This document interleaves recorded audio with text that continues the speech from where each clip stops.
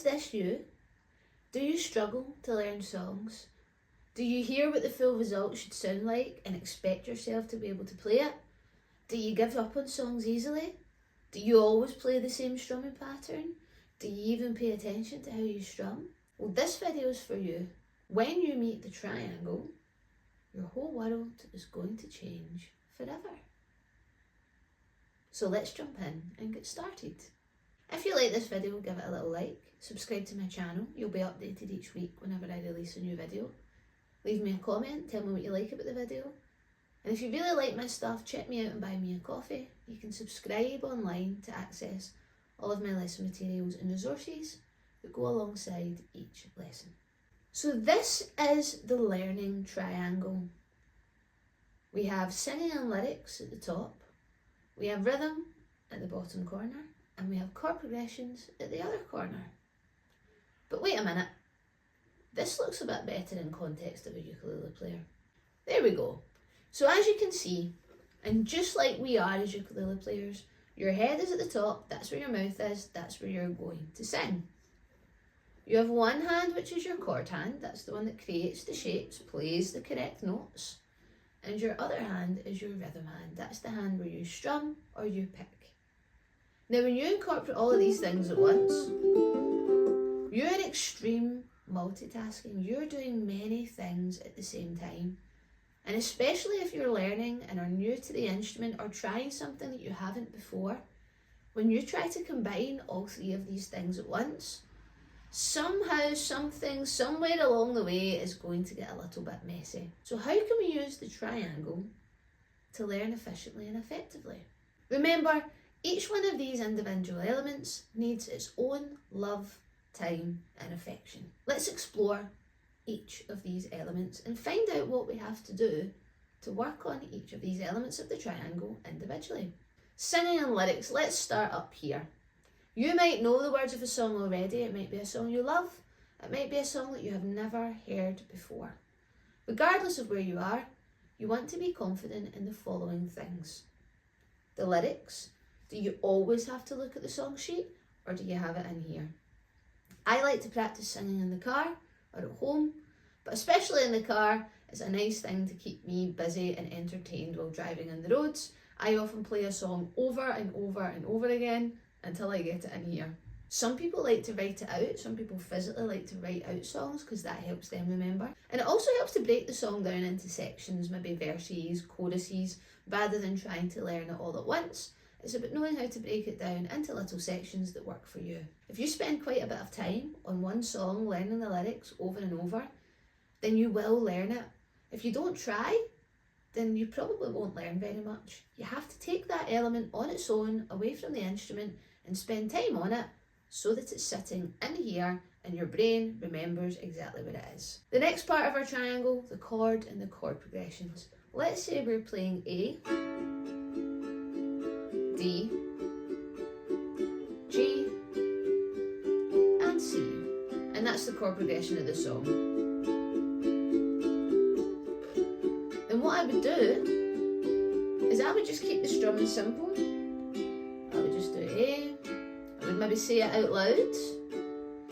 I would maybe think of a little rhyme. So how could I rhyme A, C, D and G? All, dogs, get, crabbit. That's a word in Scotland. So something silly like that that helps you remember it. But again, it's taking away the other elements and focusing on this. Because if you can memorise your chord progression, that's something else you don't have to think about. Challenge yourself also by not looking at your music. Maybe have a look once and then take it away and see if you can remember the chord progression without looking. Take away that comfort blanket. And like everything else, one chord progression at a time, break it down into nice manageable chunks that work for you and play it over and over and over until you get it in here. We then have our other bottom corner of the triangle, which is rhythm. That is our strumming, that is our picking.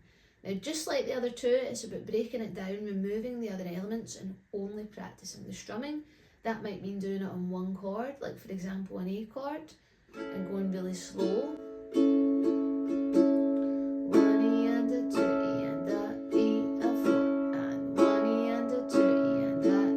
And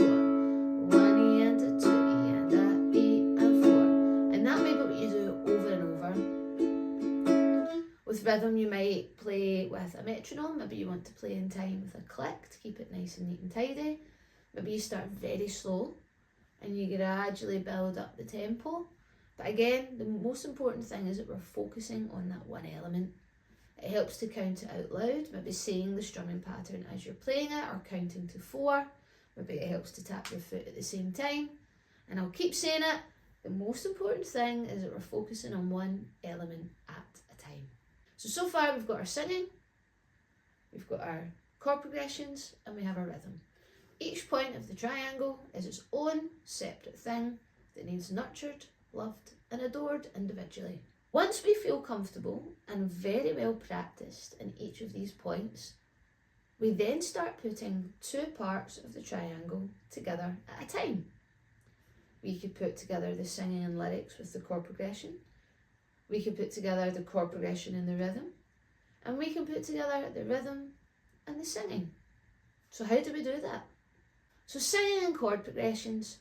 Now here it's really important that we keep the strumming very simple. We're not doing a strumming pattern right now because we're trying to focus on singing and playing our chord progressions. So if I'm playing that A, D, G and C progression and I want to sing, I'm going to keep the strumming nice and simple. I'm going to go A, D, G, C. This is obviously not a song that I've come up with, but we're just going to pretend that I'm singing. And you can see I'm just doing down strums. You might strip that back further. You might go, then we play a D, and then we play a G, and then we play a C, and then we play a D, and then we play a G, and then we play a C. And again, strum simple, start slow, repetition for the muscle memory, and build it up. Maybe you start singing with a whisper because you're still concentrating a little on the chords. But over time, as you build the momentum and get more comfortable, you're actually starting to play a little bit louder and a little bit more confidently. But again, with that strumming nice and simple, because right now we're only focusing on here and here. The next thing is the chord progressions and the rhythm. So for this part, we don't sing. For you non-singers, I'm sure that's not a problem, but for those of you that can't resist belting out a song, really try and restrain yourself just for this part so that you can focus on building a rhythm pattern and with a chord progression. So you might be playing.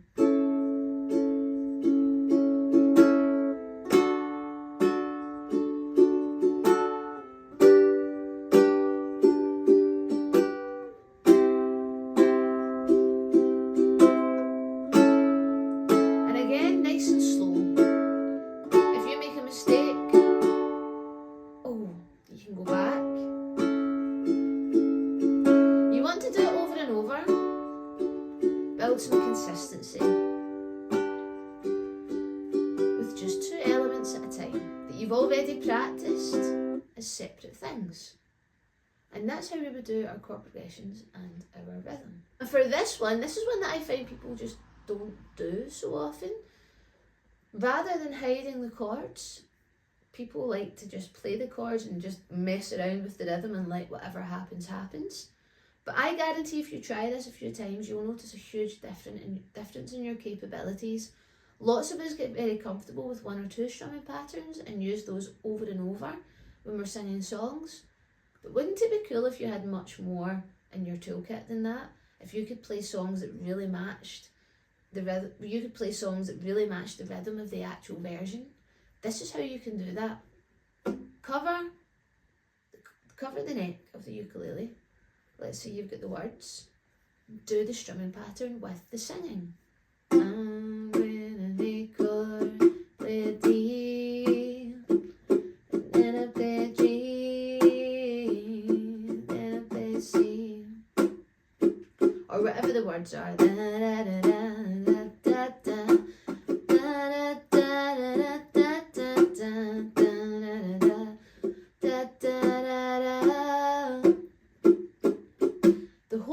I am doing the strumming pattern, and you'll hear, because you don't have this third element to think about, exactly how well you can sing and do the rhythm at the same time.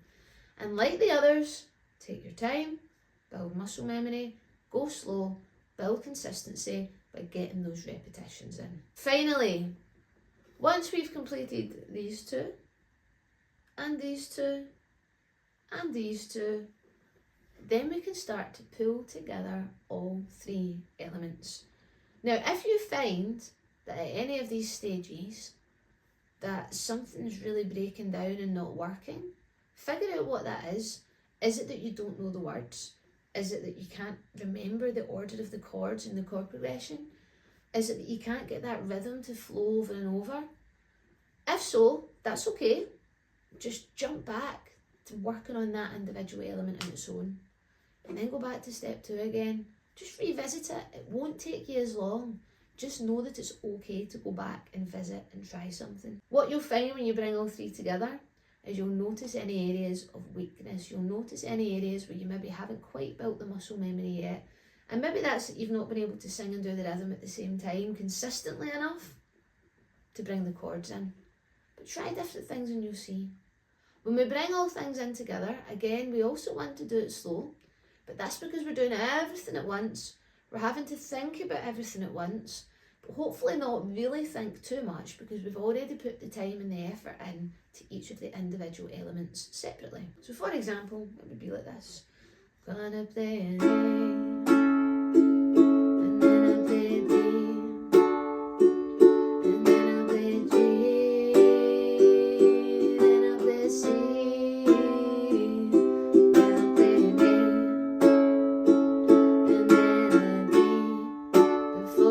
Change the G, then a C.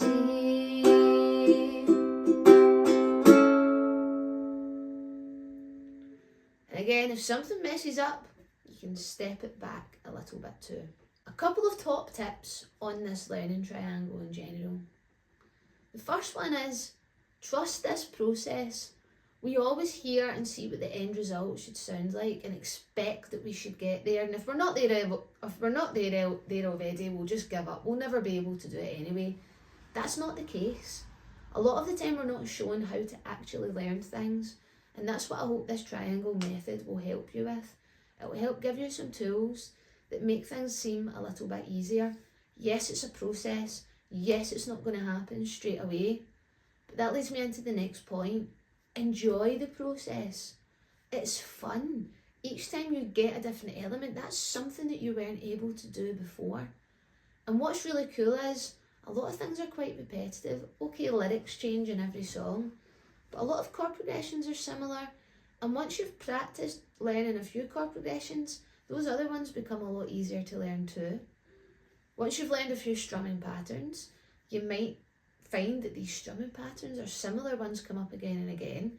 And because you've already put some work in for it, it might not take as long and the process will speed up a little bit and become more automated.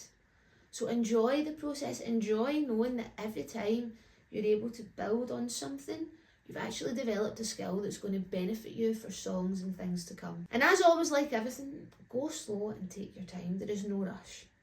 There is no rush. Have some fun with it. Find a system that works for you. You can use this as a template. It's knowing that you can strip things back. And it's also really knowing that each thing needs to be worked on separately. We kind of expect ourselves to be extreme multitaskers and be able to focus on all of these different things at once. But it is really only one thing at a time. How often do we hear that? It's the same when we learn. Focus on one thing at a time. Your brain wants one thing to focus on at a time so it can build and develop the muscle memory. So let that happen. Give your brain a treat and allow it to go through this smooth process. Now let me know what you think. I would love to hear you practicing this in the songs that you already know and love. I would love to find how it's helped you. I would love to find if you've got any additional ways or methods that help you learn songs, because I love learning how to learn and I love sharing that with my students. Please let me know in the comments. Subscribe to my channel, check out Buy Me a Coffee, social media, all of that stuff, and I will see you the next time.